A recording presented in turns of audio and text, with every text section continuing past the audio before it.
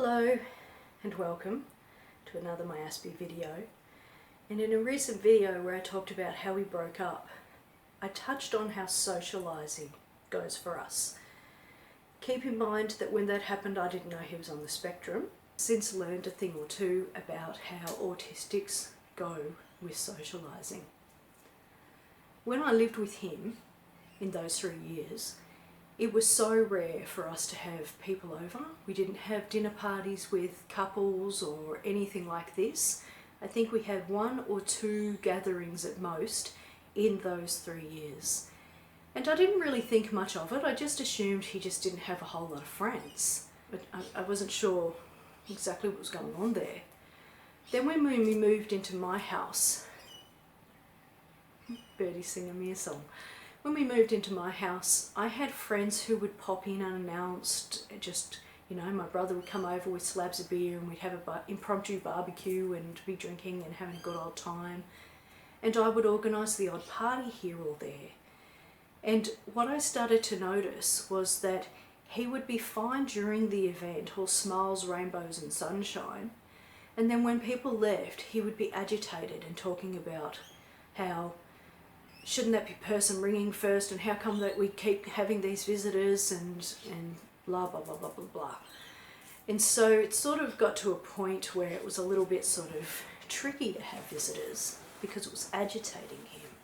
And so it kind of fizzled off a little bit here and there, though we still did have people, my friends, who would come over and mingle with us because I wasn't prepared to let that go like 100%, you know.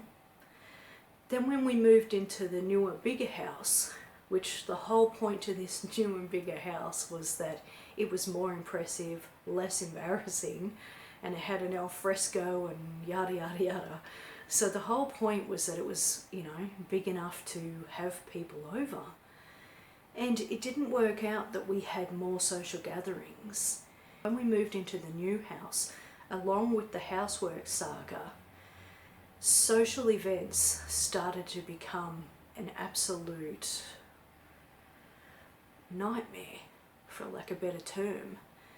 Before the event, like normally I would be like, woo, we're having a party, you know, get the music happening, a few sips of something before people get there, you know, just having a great old time planning. Excuse my voice going a bit funny every now and then. I'm still getting over my sickness. It takes me ages to get over things when I'm sick. Anyway, so I would want to be having this good old time getting ready, but hubby was just super stressed. Like he was losing his mind over everything. For example, one time we're having some friends over. In this case, he played basketball. It was his basketball friends and their partners. And he starts yelling at me because I haven't cleaned the windows. And I was like, since when has it been my job to clean the windows? Like, I've never cleaned windows in my life. Like, what? Anyway, and he's just yelling about everything, you know? Like, have you vacuumed? Da, da, da, da, da. And he's like super stressed. And I get that he wanted to set this really good impression. But there was nothing wrong with our house, and so I was like, well, what the hell is going on here? And then when they're there, he's all smiles, like the mask goes on, you know, and he's smiling and he's having this great old time and yada yada yada. Whereas I'm stressed out. I've had such a bollocking before they've arrived that I can barely function, you know. I'm that tense, walking on eggshells and all the rest of it, that I'm trying to have a good time and not really doing very well. And then when they leave, the shit really hits the fan. Then all of a sudden I did this wrong and I said that wrong and this wasn't good enough and now we need to clean this and why aren't you washing that and blah, blah, blah, blah, blah, blah, blah. I'm like, what the fuck? Like, what is going on? And sadly, this became the story of my life with him. It was how social events went. If I went to his work dues, which he was so insistent that I go because it looks bad if I'm not there, he would tell me that I wasn't well behaved after the fact. Or the only time that he would be okay with my behaviour is if I'd sat quietly subdued in a corner like a stupid little mouse, and I would have the shittest time, and he would think it was such a great night. You know, if ever I had fun. In fact, there was 3 times I can count where I had a really good time, and each of those times were the times that he blew up exponentially, just screaming at me because of how embarrassing I was. So it seems that he finds me having a good time really embarrassing. Like he finds that, you know, like I'm too loud, or I'm laughing, or I'm, you know, whatever it is that people do when they're having a good time. Normally you might look at your partner and think, wow, look at her smiling over there, lighting up the room, how wonderful to see her having a good time. He doesn't roll that way. He finds it the opposite. He thinks that my subdued sitting in a corner is far better. Well, should I say, far less embarrassing than me having a good time. And I would say to him, it's the opposite. People are watching me sit in a corner looking like Sad Sack Sally and judging me exponentially, and judging him by proxy. For as long as I've known him, he's done this thing where he will tell me what people have said or thought about me, these negative things that people have said. So we had a dinner party and he was saying, oh, these people were like rolling their eyes at the dinnerware that you got out. And this is a guy who can't read facial expressions to save himself. And he can't read body language telling me what people were thinking. Where I can read micro expressions. So I'm just kind of looking at him thinking, whatever. And even if they were judging me, I don't care what they think. If they want to judge me, that's their problem. There's something wrong with them, not me, you know.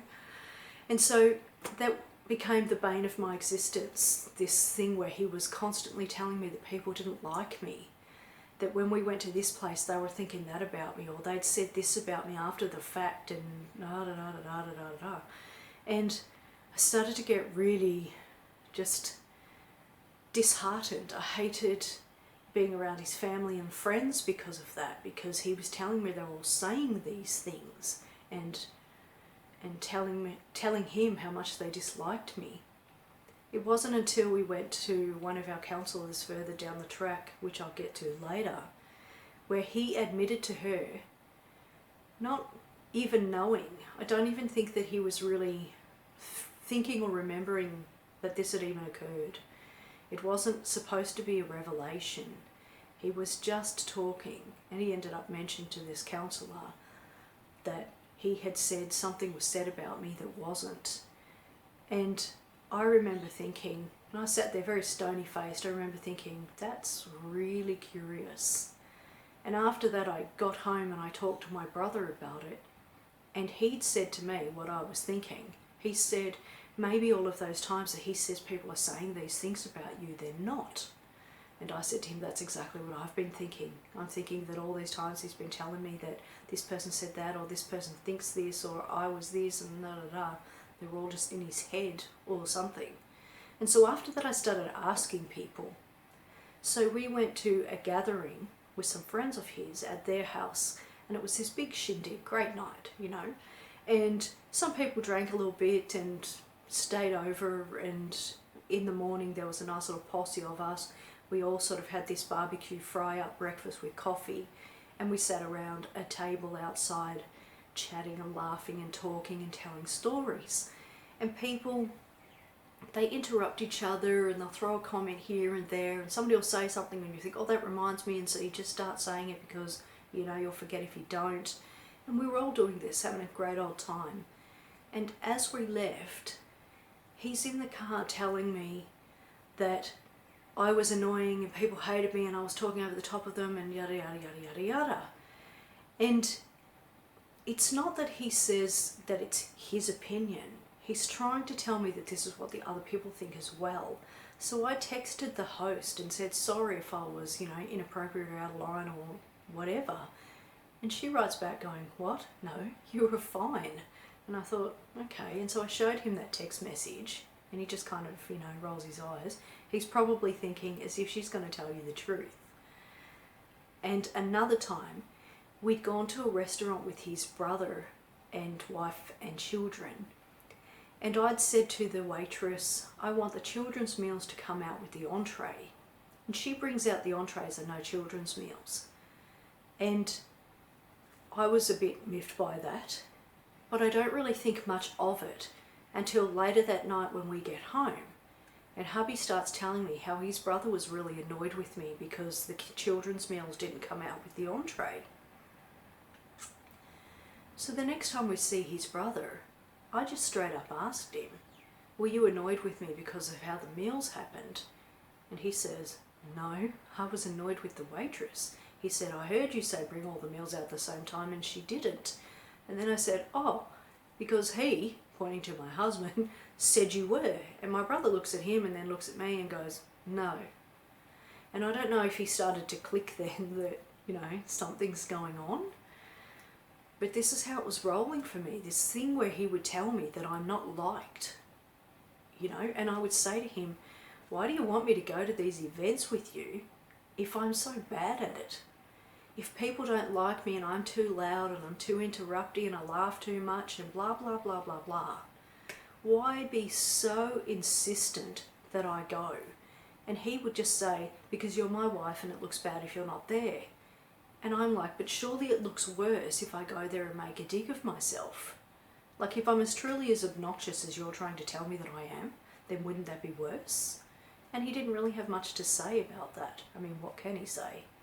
More recently, we had a gathering with some of his firefighting buddies and their wives and families. And I'd taken a bottle of champagne. We got there about 6 and left at like 11 or 12. So we were there for a good 6 or 7 hours. And I was just slowly drinking my little bottle of champagne and just mingling and chatting and having a good time. And I remember hubby was quite nice that night. He was, you know, being sweet to me, hand on my knee, stuff like this. And it was, you know, it was a nice night. And at the end of it, we'd come home. And because he'd been nice to me that night, and he hadn't been like, you know, really treating me badly for however long, like at least a few days, a few weeks maybe, I thought, hey, you know, I'm feeling, you know, nice and frisky, so we do the funky. And no sooner have we finished that he starts telling me that he was disappointed with how I was that night because I did this, and this. And I was instantly like, we've just done the funky, and this is when you choose to tell me that you thought I was terrible during the night? I mean, talk about a lack of connection, because you can't have sex with somebody and connect with them whilst talking about how terrible and shit they were at the same time. That's not connection. That's like the opposite of connection. And what was worse was that he was telling me things that hadn't happened. And I was saying to him, I never said that. That was not said. That did not happen. And he was saying, what would you know? You were drinking champagne, you were drunk, you can't remember. And I was like, pretty sure that's gaslighting or something, because I wasn't drunk, I was tipsy. And at best I was having just a mildly good time. And I didn't black out. Like, it wasn't like I was blind drunk that I passed out in a corner and can't remember. And so I was really offended. I mean, firstly, because he'd been so nice to me during the night. Secondly, because we'd had sex and then he attacks me after. And thirdly, because he was attacking me for things that hadn't happened. And I was really cross. I was like, what the hell? This is just making me angry. And so I just kind of stopped talking to him for days. I was just that cross. Afterward, he even asked one of his friends that were there if I'd been inappropriate, and they said, what? No, she was fine. They said, in fact, it's the first time we've seen her come out of her shell, you know, because we've met on a couple of occasions and this is the first time she actually let her hair down, sort of thing. And so he comes home and he tells me that. But he was still insistent that I had done the things that he'd said that I'd done. So even when people were telling him that I hadn't, he still didn't fully grasp that I hadn't. And that was when I started to worry that there was more going on for him, because it was almost like a paranoia. It was almost like he was imagining things that were happening. And I can understand that he would find me being loud, threatening, because of his autism. He would be thinking that loud, laughy people are irritating to everybody because they're irritating to him. He doesn't understand the concept that everybody gets yelly and laughy and carries on every now and then. It's human nature. He also didn't understand, and we did talk about this afterwards, that everybody there that night is only worried about their own perceived sort of thing, like how others are seeing them. Are they liked? Are people interested in what they've got to say? You know, people go into a situation worried about how they're going to look. They're not there judging everybody else because they're too busy worrying about themselves. Like, generally that's how it works. It's, you know, most people operate that way. They'll try to put their best foot forward and be on their best behaviour and make sure that they're liked, as opposed to sitting in a corner judging my husband's wife. And he doesn't seem to understand that. He thinks that everybody there is just sitting there judging me, and that I'm so obnoxious that everybody's hating me and therefore hating him by proxy. And yet he won't let me not go to these gatherings with his firefighter friends. So I can't get my head around it, you know. That being said, or in saying that, as my autistic son says, I love that saying, since finding out he's autistic, I realised that social settings are obviously very stressful for them. The wind up to the social events starting is harrowing for them. You know, they've got to get their head around it and their mind around it. In my husband's case, is he going to be liked? Is he going to be accepted? Is he going to be welcomed? And then when they're at the social setting, they'll put on that mask of, I'm just like everybody else, having a good old time and smiling and laughing, saying the appropriate things at the right times. And then when it's all said and done, that sort of wall comes down and the exhaustion hits, and they realise that this was so overwhelming and frustrating, and this mask was just so hard to wear for so many hours, and, you know, I'm about to have a meltdown, you know. So I get that now. I understand that that's the principle behind what's been going on with our social gatherings. However, it has messed our social gatherings up. It's messed our social life up. I now no longer like to go to his work dues because the only time he's happy with my behaviour is if I sit in a corner and say nothing. I no longer like to go out with his family and friends because he tells me things that they've said or thought about me, true or not. He just seems to want me to believe that people dislike me. And I no longer want to go out with his firefighting buddies because I can't trust that he's going to just be okay with my behaviour. Even when people tell him that I'm fine, he still seems to think that I'm not. And when it comes to having people over to our house, no way, no way. That has just died off. It's died in the bun. When he says to me, oh, let's have a barbecue and invite people over, there's no part of me that wants to do that. There's no part of me that feels joy in that anymore.